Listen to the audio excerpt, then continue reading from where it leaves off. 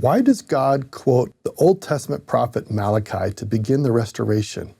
I suggest one possibility is that God is trying to remind us of one of the key characteristics of who he is. He is a God of fire. If we remember at the dedication of the Kirtland Temple, one of the great songs that they sang was, "The Spirit of God like a fire is burning." And how many of us have known the pure truth of God's love and of his word by the burning sensation that we have in our souls? Or consider that when God revealed himself to Moses at Mount Sinai, it was a burning bush. Or that he led the Israelites with a pillar of fire. Or remember the prophet Lehi, who also saw a pillar of fire on a rock. Or other examples that we can find in the scriptures of God's fire protecting and preserving his people. Now what's interesting is in D&C chapter 2, Malachi chapter 4 is quoted.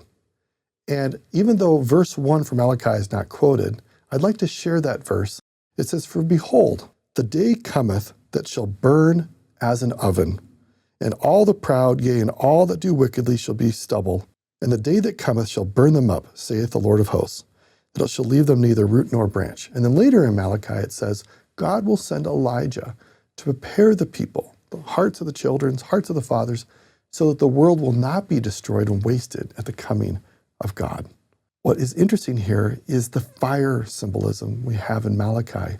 In fact, the phrase that shall burn as an oven, the underlying Hebrew word is the same word that's used to describe God back in Genesis chapter 15, when he is ratifying the Abrahamic covenant on behalf of Abraham.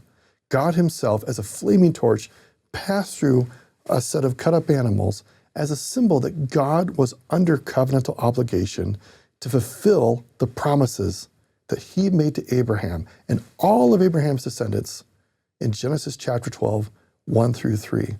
So this is now brought full circle, that the first covenant we get in Genesis chapter 12, 1 through 3, the Abrahamic promises that God himself has put himself under covenantal obligation to fulfill, is now being shown again in Malachi and at the beginning of the restoration, that God is a God of fire and of burning and of confirmation.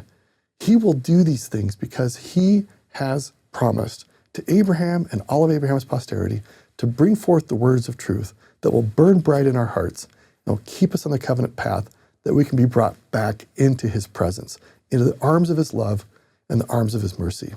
So why is this significant? The beginning of the restoration, D&C 2, right there at the beginning of the restoration, is evidence that God loves us, that he has a plan, that he has a purpose. And if you stay firm in his love, you will feel the burning sensations confirming to you that you are his.